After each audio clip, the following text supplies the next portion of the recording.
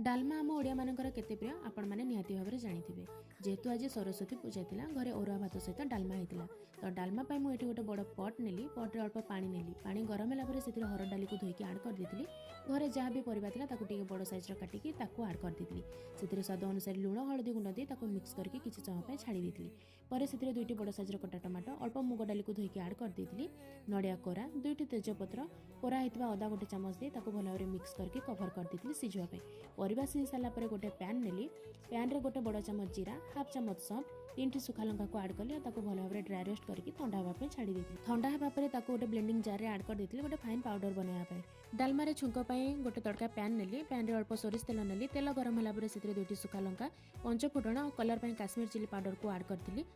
आनी डालमा रे पकई आउ रेडी कर रखिथिबा मसला गुंडर गोटे बड़ चामच आनी आड कर देती भल भाव मिक्स कर देती एबे रेडी जेतला सिंपल बाडिया डालमा जदि वीडियोटी भल लाइक करने को भूलिबेनी।